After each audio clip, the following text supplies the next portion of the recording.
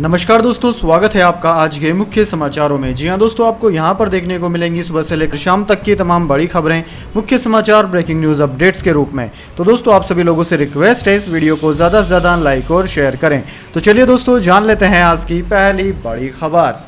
NCP में बड़ा बदलाव, शरद पवार ने सुप्रिया सुले और प्रफुल्ल पटेल को कार्यकारी अध्यक्ष बनाया, भतीजे अजीत पवार को बड़ा झटका।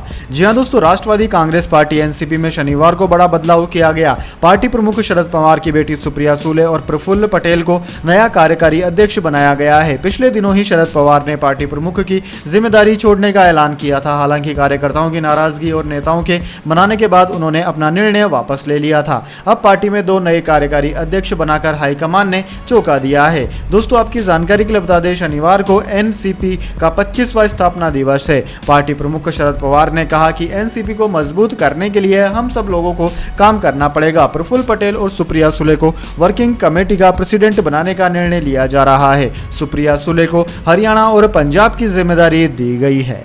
इसके बाद दोस्तों, अगली बड़ी खबर। कनाडा में भारतीय स्टूडेंट्स को मिली राहत, नहीं होंगे निर्वासित। फर्म ने फर्जी ऑफर लेटर देकर था ठगा। जी हां दोस्तों, कनाडा देश से निर्वासित करने के सरकार के फैसले के खिलाफ प्रदर्शन कर रहे भारतीय छात्रों को एक बड़ी राहत मिली है।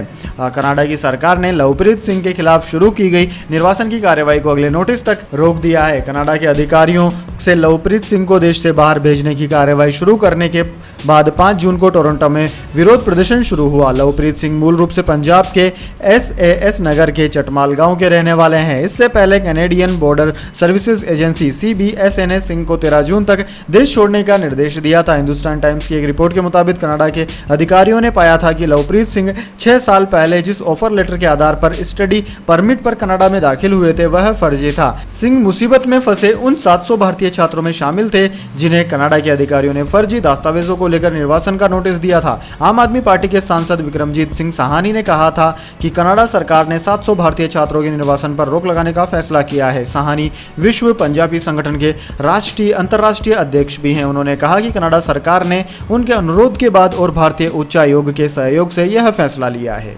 इसके बाद दोस्तों, अगली बड़ी खबर। साक्षी मलिक बोली, हम पर समझौते का दबाव, मुद्दा सुलझने तक एशियन गेम्स नहीं खेलेंगे। बजरंग ने कहा, सरकार ब्रजभूषण की गिरफ्तारी को तैयार नहीं। जी हां दोस्तों, रेसलर्स और डब्ल्यूएफआई के पूर्व अध्यक्ष ब्रजभूषण के विवाद में शनिवार को सोनीपत में खाप पंचायत हुई। इसमें साक्षी मलिक और बजरंग पूनिया पहुंचे। दोनों ने खाप प्रतिनिधियों को गृह मंत्री अमित शाह और खेल मंत्री अनुराग ठाकुर से हुई मीटिंग के बारे में बताया। इस दौरान साक्षी मलिक ने कहा कि हमें लगातार धमकी भरे कॉल आ रहे हैं। कहा जा रहा है कि समझौता कर लो, नहीं तो पूरा करियर खत्म कर दिया जाएगा। जबकि हम पहले दिन से ही कह रहे हैं कि ब्रजभूषण को कस्टडी में लिया जाए। वह बाहर रहेगा तो दूसरों पर प्रेशर रहेगा।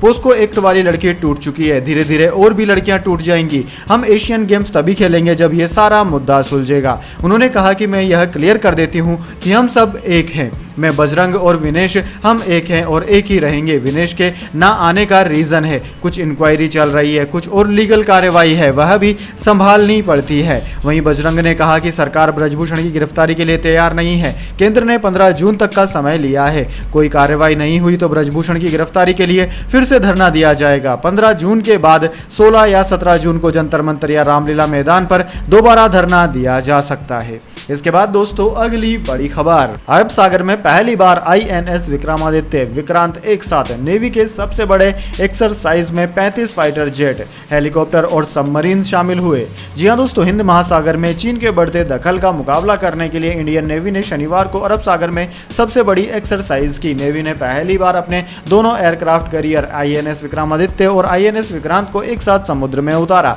इन एयरक्राफ्ट से मिग-29 के सहित 35 लड़ाकू विमान भी उड़ाए गए। साथ ही समुद्र के अंदर अपनी शक्ति दिखाने के लिए इंडियन नेवी ने सबमरीन की भी टेस्टिंग की।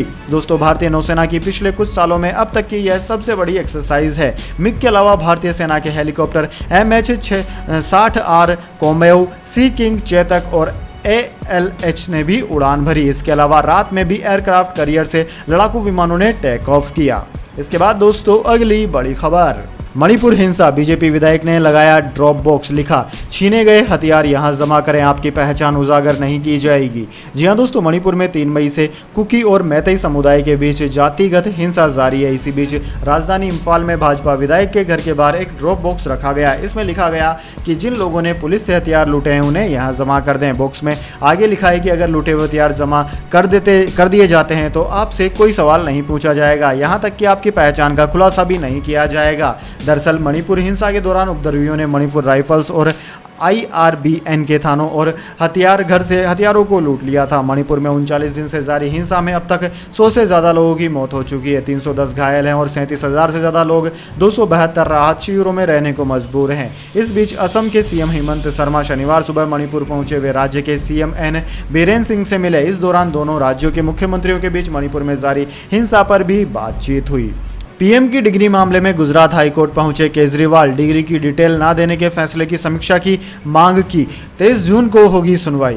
जी हां दोस्तों, प्रधानमंत्री नरेंद्र मोदी की डिग्री के मामले में अरविंद केजरीवाल गुजरात हाईकोर्ट पहुंचे। उन्होंने हाईकोर्ट से अपने 31 मार्च के फैसले की समीक्षा करने की मांग की है। इस फैसले में गुजरात हाईकोर्ट ने प्रधानमंत्री मोदी की डिग्री से जुड़ी डिटेल्स देने के चीफ इंफॉर्मेशन कमिश्नर CIC के आदेश को रद्द कर दिया था। हाईकोर्ट ने केजरीवाल की याचिका को स्वीकार कर सभी पक्षों को नोटिस दे दिया है। मामले में अगली सुनवाई 30 जून को होगी। वहीं दोस्तों, CM केजरीवाल ने अप्रैल 2016 में केंद्रीय सूचना आयोग CIC को एक लेटर लिखकर PM मोदी की शैक्षिक योग्यता से जुड़ी जानकारी सार्वजनिक करने की मांग की थी। उन्होंने लेटर में लिखा कि इस मुद्दे पर किसी भी तरह के भ्रम को दूर करने के लिए डिग्री को सार्वजनिक किया जाना चाहिए।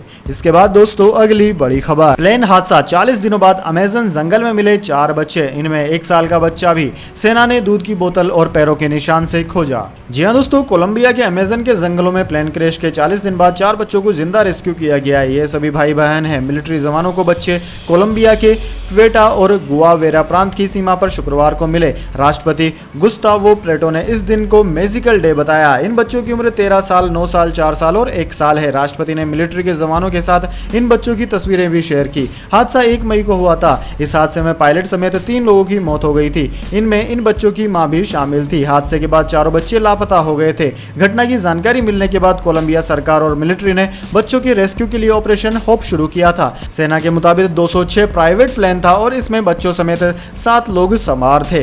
हादसे के बाद सरकार और मिलिट्री ने होप ऑपरेशन शुरू किया था। इस दौरान जंगल से बच्चों का सामान बरामद किया गया था। इसमें कैंची, दूध की बोतल, हेयर टाई और टेम्पररी शेल्टर शामिल था। इसके अलावा कई जगह पर बच्चों के पैरों के निशान भी नजर आए थे। सर्चिंग के दौरान मिलिट्री हेलीकॉप्टर से बच्चों की दादी की आवाज में एक रिकॉर्डेड मैसेज भी सुनाया गया था, जिससे बच्चे एक जगह रुक जाएं या कोई सिग्नल दे सकें। इसके बाद 17 मई को राष्ट्रपति ने ट्वीट कर बच्चों से मिलने की बात कही थी। हालांकि सर्च ऑपरेशन में जुटी सेना ने इसकी पुष्टि नहीं की थी। उन्होंने कहा था कि अगर बच्चे किसी को भी मिले भी तो वो उनकी कस्टडी में नहीं है। इसके बाद कोलंबिया में राष्ट्रपति को काफी आलोचना का सामना करना पड़ा था। वहां के लोगों ने सरकार पर बच्चों से मिलने की झूठी उम्मीद देने का आरोप भी लगाया था।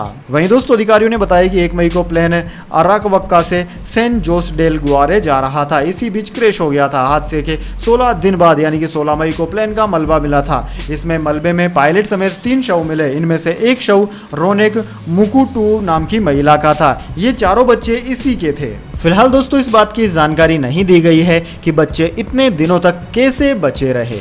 इसके बाद दोस्तों, अगली बड़ी खबर, ओडिशा रेल हादसा, CBI ने महनगा स्टेशन को सील किया। अब यहां कोई भी ट्रेन नहीं रुकेगी। CBI ने जरूरी दस्तावेज भी जब्त किए। जी हां दोस्तों, ओडिशा रेल हादसे की जांच में CBI जुटी हुई है। जांच एजेंसी ने महनगा स्टेशन को सील कर दिया है। अगले आदेश तक इस स्टेशन पर कोई भी पैसेंजर ट्रेन या मालगाड़ी नहीं रुकेगी। हर दिन यहां से करीब 170 ट्रेनें गुजरती है। हादसे के बाद 7 ट्रेन रुक रही थी। यह जानकारी न्यूज एजेंसी ANI ने रेलवे अधिकारी आदित्य कुमार चौधरी के हवाले से दी है। रेलवे अधिकारी चौधरी ने बताया कि CBI ने जांच के दौरान स्टेशन में मौजूद सभी दस्तावेज चेक किए। लॉन्ग बुक, रिले पैनल और इलेक्ट्रॉनिक डिवाइस जब्त कर ली गई है। दोस्तों, आपकी जानकारी के लिए बता दें, 2 जून को ओडिशा के बालासोर में 2 सुपरफास्ट एक्सप्रेस और एक मालगाड़ी की टक्कर हुई, जिनमें 288 लोगों की मौत हो गई थी। हादसे में 1208 लोग घायल हुए। दोस्तों, रेलवे अधिकारी ने बताया कि CBI की 2 सदस्यीय टीम शुक्रवार को दुर्घटना स्थल पहुंची थी। एजेंसी ने यहां कई जगहों से कुछ जरूरी सबूत इकट्ठा किए। इसके बाद करीब 2 घंटे तक पैनल और रिले रूम की जांच की। टीम ने दोनों रूम और डेटा लॉक को सील कर दिया। माना जा रहा है कि सीबीआई को हादसे से जुड़े कुछ अहम सबूत मिल सकते हैं। इसके बाद दोस्तों अगली बड़ी खबर, डोनाल्ड ट्रंप ने बाथरूम स्टोर रूम में छिपाए थे खुफिया डॉक्यूमेंट्स। अमेरिका के न्यूक्लियर सीक्रेट्स भी घर ले गए थे। 37 आरोपों में खुलासा। जी हां दोस्तों, अमेरिका के पूर्व राष्ट्रपति डोनाल्ड ट्रंप के खिलाफ सीक्रेट डॉक्यूमेंट्स केस में लगाए गए 37 आरोप शुक्रवार को सार्वजनिक कर दिए गए। इनमें से 31 चार्ज राष्ट्रीय सुरक्षा से जुड़े दस्तावेजों को जानबूझकर अपने पास रखने के हैं। इसके अलावा उन पर झूठे बयान देने, डॉक्यूमेंट्स होने की बात छिपाने, न्याय में बाधा डालने जैसे आरोप लगाए गए हैं। बीबीसी के मुताबिक उन पर 49 पेज के आरोप पत्र में बताए गए हैं। ट्रंप ने ये डॉक्यूमेंट्स अपने बाथरूम, वॉल रूम, शावर की जगह पर, ऑफिस, स्टोर रूम और बेडरूम में छिपाए थे। प्रोसिक्यूटर्स ने यह भी कहा है कि एफबीआई की जांच में बाधा डालने के लिए ट्रंप ने अपने वकीलों को फाइलें छिपाने या नष्ट करने का आदेश दिया था।